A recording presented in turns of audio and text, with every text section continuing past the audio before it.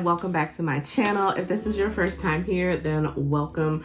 My name is Crystal and I am currently almost 20 weeks pregnant with baby number 2. This will be child number 3. We do have a teenager and a toddler. I inherited my teenager when he was 8 years old. So today I want to talk about why I personally wanted to have a second baby and also why I am quite nervous, might even want to say terrified, to have a second baby. I know it's a big decision to decide to expand your family in whatever capacity that you are making that decision.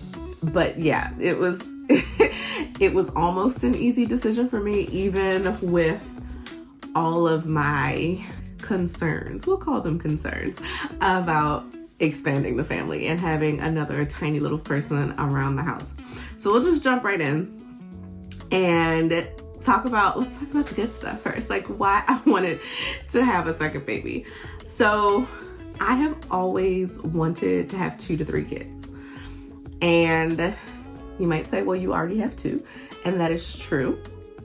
But if we're being completely honest, I wanted to carry more than one. So I only got to carry Brixton. I only got to be pregnant once. I would like to experience this again. Like I enjoy being pregnant. I really enjoyed being pregnant the first time, and I wanted to have that experience again. Yes, just as I was talking about loving being pregnant again, I got very hot. But no, I do enjoy the experience. I think it is super cool what our bodies are able to do, what women's bodies are capable of. I know I joke about turning into a birthing creature or being an incubator or anything like that. We joke sometimes about the baby being our little Tate worm. Our last name is Tate. So I just really do enjoy being pregnant and seeing what my body can do and, supporting a new life. Like that is just honestly the coolest and most miraculous thing in the world to me. And I wanted to do it again. Also, this is a real talk video, right? So I'm the bonus mom for Jeremiah, for our teenager. I'm not mom. And no matter how much we love each other or how fully integrated we are as a family, I will never be mom to my teenager. He has a mom. So it's not the same. I like being mommy. I really do. And I want to be mommy to more than one child. So that is just something that I wanted and why the number stuck as closer to 3 versus 2. Because when I always said I wanted 2 to 3, I wanted to have 2 to 3 kids. So this will give me the opportunity to have 2 children. Now I will have 3, but I will birth 2 and have that mom connection. Like, I'm just being completely honest. I also, which was a big part of it, really want Brixton to have a sibling to grow up with, right? Jeremiah and Brixton adore each other. They are the cutest together. Like, I love how much they love each other. But they are 13 years apart. So Jeremiah will be going off, whether he decides to go to college or start a business or do whatever, he will be going off into the new phase of his life as a young adult when Brixton's going to kindergarten. It's not the same. Whatever he's doing, don't even know if he'll be in the house most of the time. If he decides that he wants to go to school and he stays on campus, he won't be here, but he will be doing age-appropriate things for an 18 to 20 whatever year old. Brixton will be doing age-appropriate things for a kindergartner and an early primary school child. So that's not having a sibling to grow up with and do life with. And I have someone to have at home to play with, to interact with. Like, I wanted him to have that sibling experience. One of the things that really bugged me when Jeremiah was younger was that he didn't have that sibling experience at our house. He does have siblings with his mom. They are, I think, 2 years apart. There were 3 boys that were 2 years apart at the time. And he had that experience and he loved it. And it just killed me that he didn't have that with us, because I could see how much he wanted to have somebody with him when he was with us, which was about 50% of the time. So yeah, wanted Brixton to have a sibling. Now hear me out on this one before you jump to conclusions or make judgments. Your judgments are yours to make. It is fine. They are not mine to receive. And I know that it will be completely different this time around, because every child is different. And also it's a completely different game, right? We have a toddler already. So this is a completely different game than when Brixton was born. And I know that having 2 kids that are young is a very trying experience. Like, I am not someone that jumps into anything without doing some due diligence, right? However, I want to experience motherhood from the beginning, not as a beginner. If that makes any sense. So yes, I do understand it's going to be different, but I also know that being a parent as a non-first timer, I would say a more experienced parent, is also different. So it's my personality. I'm like a lifelong learner. I like to implement the things I've learned. I feel like you learn every day as a parent. So I feel like I learned a lot of stuff with Brixton, and I'm learning every day. And that's kind of why I started a channel, because I wanted to share what I've learned. But I also want to be able to put all that stuff that I've learned into practice for myself in real time and not just kind of like catching up. So I don't know. I know, like I said, you're probably going to have thoughts and opinions about that, but that is just, it's what I want. And it's something that I felt very deeply within myself, which is another, I guess, a reason I didn't really write down, and I don't know how to explain it other than I just knew to my core that I was supposed to have another child. And that is actually something that I prayed. It's something I prayed from the beginning, even when we were trying to conceive Brixton, which was not fast and not easy. And my prayer was always like, God, I feel like this is supposed to happen for me, but I trust you. And if this is not it, if this is not what I'm supposed to have in my life, then close that door, because ultimately you are in control. Like, close that door and just lead me in the direction that I'm supposed to go. And each time we did conceive, and I trust and believe that these children are supposed to exist. So there are my reasons. These are all the reasons why I wanted to have a second baby. And I'm so grateful that, I get to experience pregnancy again, and that we will get to have another tiny little person that we get to the honor of raising. Now let's talk about why I'm a little scared. I won't say scared. I will say nervous. I'm nervous. I'm concerned. I try not to use the W word, but I'm concerned. Things that I am watchful of in going into having another baby. First up, I know that going from the 1 and 2, the 1 baby, 2 kids that we have, to 2 tinies and a teenager, I know that it's going to be hard. And the reason I'm including the teenager in that is, one, because he lives here and we are his parents, but also because they're all our children. They all need us in different ways, and they all have different needs. So I already know that that is going to be hard. I've seen so many things out there about how going from, incorporating a baby when you have a toddler is challenging. So I get that.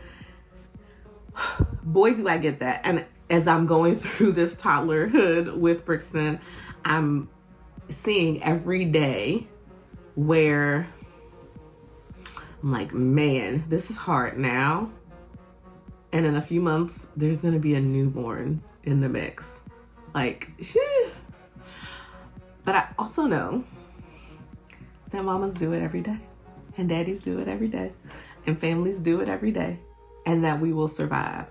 But it's the season, the short time frame that I'm like, that is, yeah. And like I mentioned, we have 2 kids already. We have a teenager and a toddler. That was one of my concerns when we were having Brixton, was like their schedules and their needs are different. And I knew it was going to be challenging. And I'm not sure that anybody else really understood why I thought that was going to be a problem, but it is hard. It is very hard. They have very different schedules and needs. Like when it's time to be getting the toddler ready for bed, it's also sometimes time for the teenager to want to go out to the mall or to get picked up from track or, things like that. And so it's just like, even in the beginning, like before when we were still in lockdown, it was a matter of noise level because the rooms were right next to each other and just like, okay, well, I know it's 8:00, but I need you to quiet down because it's bedtime for your brother. So just like, it's really hard. It is really hard having kids that are in such different life stages. Even in trying to conceive for this baby, I had a window in mind of when I wanted to have the baby. Like I wanted to make sure my body had time to heal. I didn't want them to be 2 under 2. I know a lot of people do. For my own sanity, did not want that. And for my health, because I have, some issues in the uterus, I didn't want that for my body. But I also didn't want to have this baby after Brixton was already 3. Like that was my whole goal, was to have them within 3 years of each other so that they would be in similar enough life stages that they would grow up together and that we would be parenting them, more like together versus like we have a teenager, we have this young child, and we have this baby. That wasn't what I wanted. We got in just under the wire. They will be like 2 months before Brixton turns 3. So, but yeah, the schedule differences are hard, and I often feel really guilty about things with Jeremiah not being able to do for him how I want to be able to do for him, because when it was just him, he was involved in all the things. He got to go all the places. Like his schedule is the only thing other than like my schedule, but his schedule is the only thing to really take into consideration.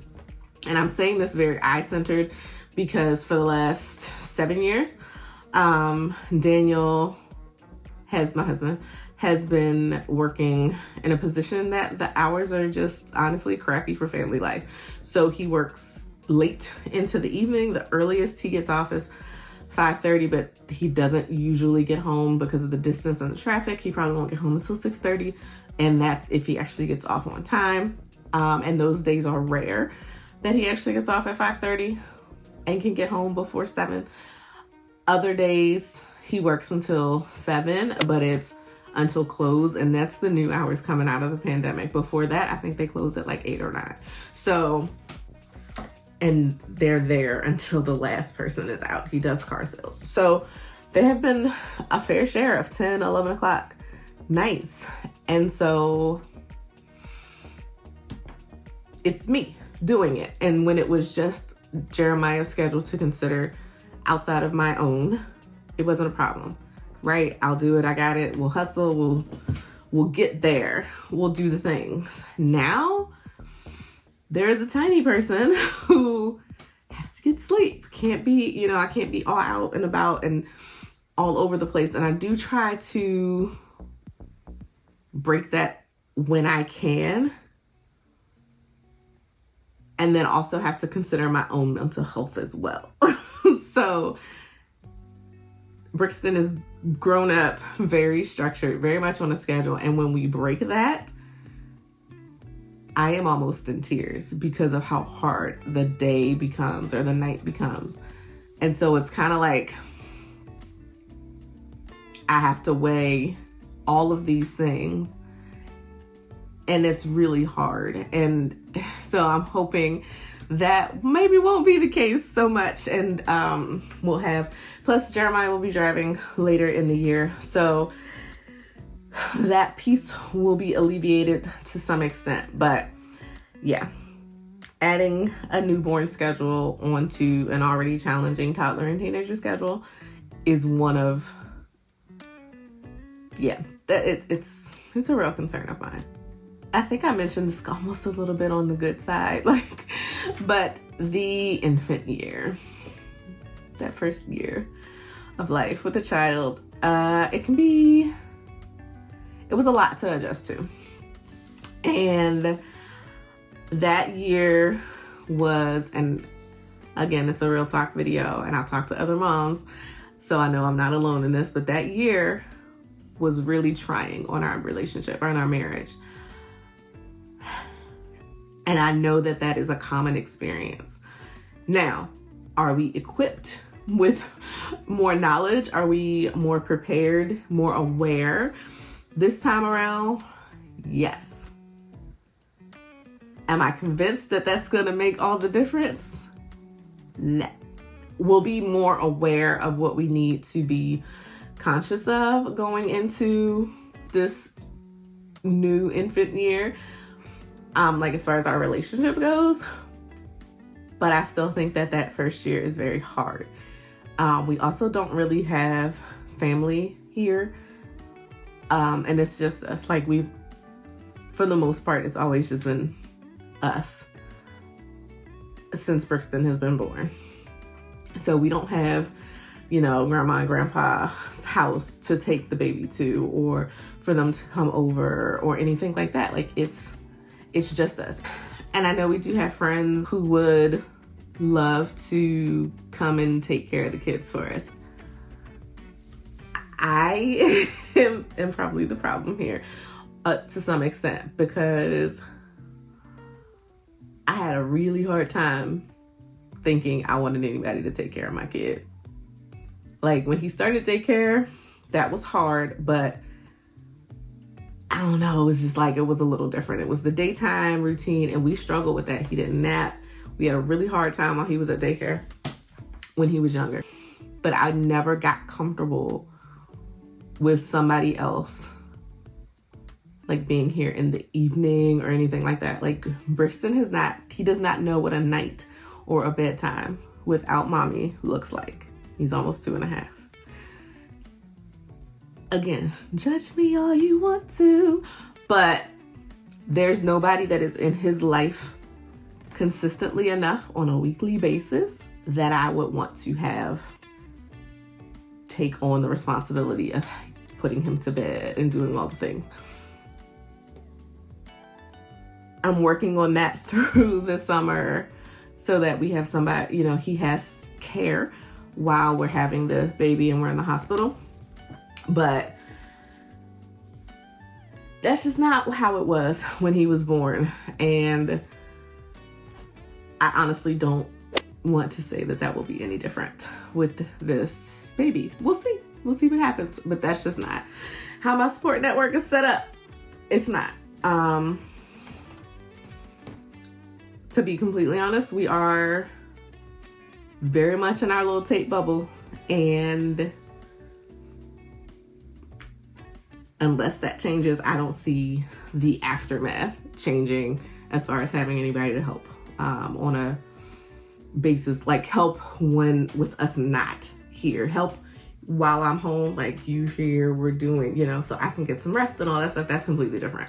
But to leave, just not set up like that. And I don't know if that's going to change. So this next one, I know that every pregnancy is different. Every postpartum experience is different. Every child is different. But you kind of can't remove yourself from past experience, right? Because it's the only thing you know. So when Brixton was born, I did struggle with postpartum depression, and I had really bad postpartum anxiety.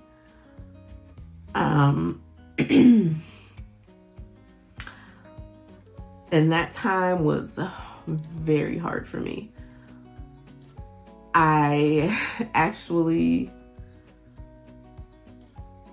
think there were several factors involved. Like, we were still kind of on lockdown, and so I still had anxiety about COVID. We were going right into the darkness of the year. You know, it was at the end of October when he was born. So, and I'm solar powered. So like that time of the year, the seasonal was sad, seasonal affective disorder or whatever. I don't know. I just say I'm solar powered, and the darker months are hard for me anyway. So to have that on top of an infant, like a newborn and an infant, like I remember distinctly, he was getting a little older. He was like 5 months as it was starting to get a little lighter outside. So you had the age, the increased age and increased experience, along with the longer days, less darkness. And I distinctly remember starting to feel lighter. But that first 4 or 5 months was really hard for me. And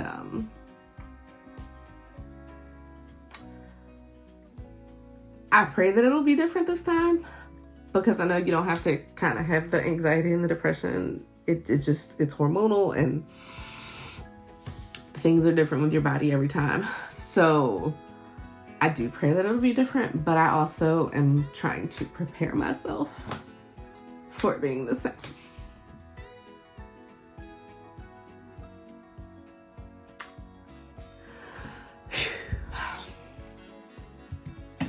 Well, since I'm already crying, we might as well talk about the next one, which really added, I think, to the struggles that I was having, which was we had a lot of feeding challenges with Brixton. I mentioned this in one of our recent videos when we were talking about things that we didn't use when he was a baby that we had registered for. We had a lot of challenges with nursing with Brixton. He had a really shallow latch. He was very impatient. He still is very headstrong and very much, I'm gonna do it myself. I don't need you to show me. I don't need you to help me. He came out like that. He came out like that. He would literally, with his tiny little, and I was large and very large boobs and he's tiny little baby, and he would literally be trying to like grab my boob and put it in his mouth. No matter how quickly I fed him after the previous feeding, like we struggled a lot. And then he had started losing weight because he was a very sleepy eater. And I mean, we tried everything that anybody said to try to keep him awake while he was eating, while he was feeding, to try to get him to take a full feed. He could not keep him awake, and he just wanted to be at the boob all the time, but he wouldn't eat. Like, he wasn't eating. He would just go to sleep. And he was using me as like a human pacifier. So he started losing weight shortly after we got home from the hospital. And then I saw I was having trouble with keeping my milk supply up. Like, we just had a lot of problems. We saw lactation consultants, and we saw his pediatrician on like multiple times a week. Like, we were out a lot when he was in his first few weeks of life, getting support and things like that. We tried all the things, and we were struggling. It was stressful. Feeding times were stressful. If you know newborns, they eat all the time. So it's like, it was stressful all day, all night. So, and I was pumping, we were supplementing with express breast milk. And in the midst of that, I started looking into exclusively pumping. I was like, well, I just started thinking, I was like, well, can I just pump? Like, is that a thing? And so I just looked into it, and I found out there's a whole thing. It's called exclusively pumping. And when he was 4 weeks old, was just, for my own mental health, I think for all of us, to be honest, all three of us, decided to exclusively pump. And it was day and night. Like, the change in our home was instantaneous as far as the stress level, going down, the peace level going up. Like, it was instant. And so that first 4 weeks was really hard. That I don't regret the decision to exclusively pump. I think it was the best thing for us at the time. However, exclusively pumping is really hard. It was, for me anyway, it was really challenging. It was like feeding twins because, again, I was by myself most of the time that Brixton was like awake for his long stretches. And so I had to make sure he was fed. And then I also had to pump, and I couldn't always do both at the same time, and just like trying to keep the house, trying to be a human. It was just really hard. It was really hard. Even when he started going to daycare, having to get those pumps in, like my pumping in the evening and doing all that, and then having to pump after he went to bed. Like, it was a lot. It was a lot. And I don't regret it. Because I was able to meet my goal, and my goal was to breastfeed my child. And so I was able to do that through pumping. And did so. I pumped until he was 17 months. But that was really hard. And it was emotionally challenging.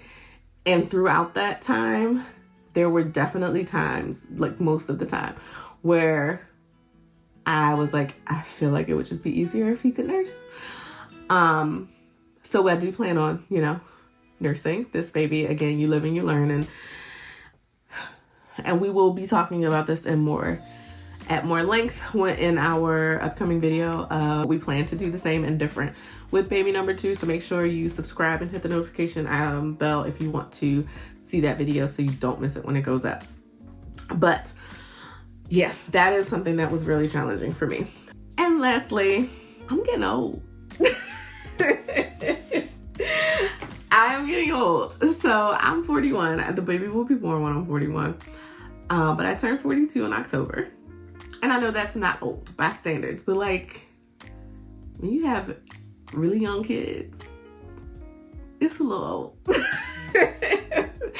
And I say that because I am so tired. I'm so tired. I don't have that 27-year-old energy. Like, I'm tired. And so I have age tired on top of toddler tired, right? And pregnant tired. And soon on top of newborn, up to feed every few hours through the night tired. So like,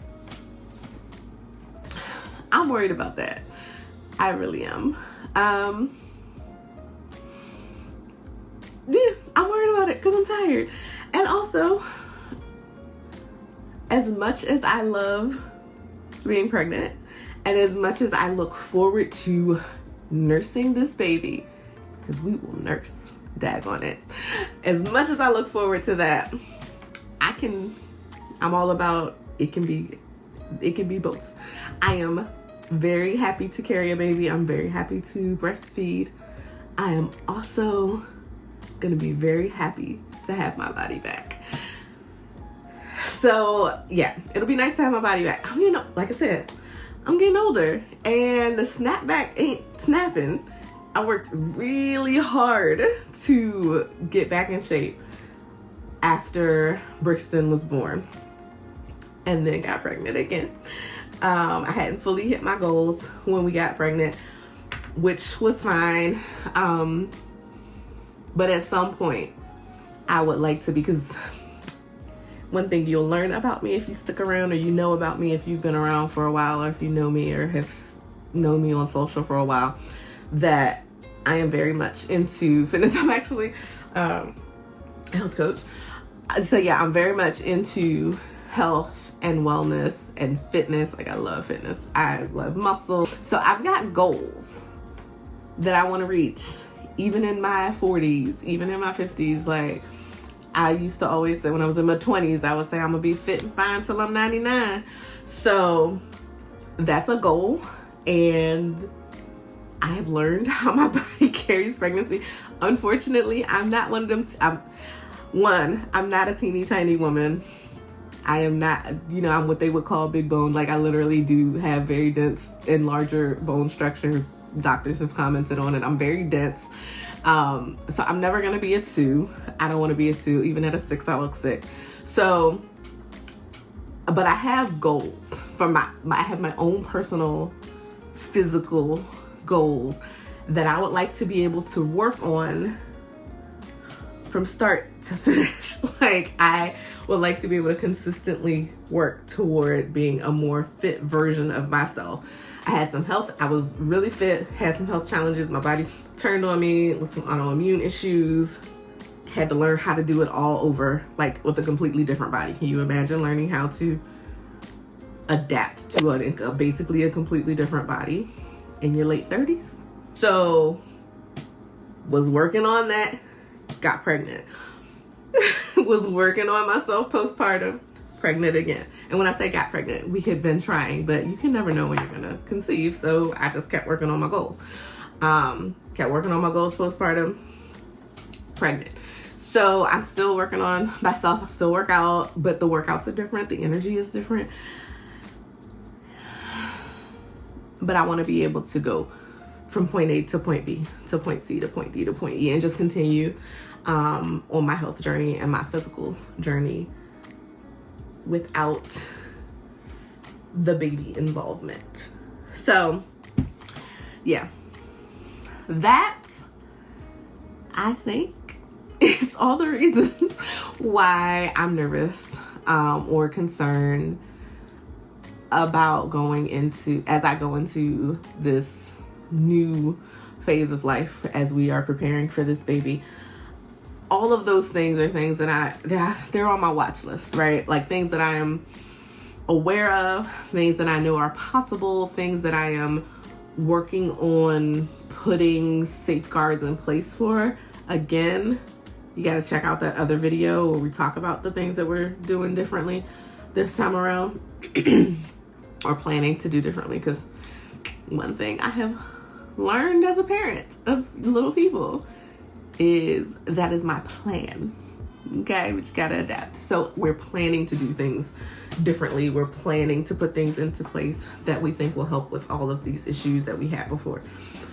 But I'm sorry this was a little bit longer of a video, but I did want to kind of frame up some other things that you'll see or let you know where my head is on baby number 2. I'm very excited. Don't get me wrong. I am thrilled to no end to be having this baby.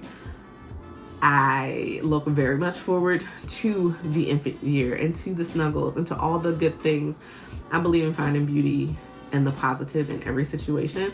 And so I am very much looking forward to having this baby. I'm looking forward to us growing as a family, not just in number, but in resilience and just in how you just grow when you have kids, because you have to. I'm looking forward to our growth, and I'm looking forward to us kind of coming together, knowing what we know now, coming together and figuring it out and all the things. I'm looking forward to seeing this baby and its brothers interact. We don't know if we're having a boy or a girl yet. Interact with each other. Like, I'm happy. I am happy. But again, it can be both. So I'm happy. I'm also aware and a little nervous. And I think I would be an idiot if I wasn't. So that is all for me. How was your experience? I'm very curious.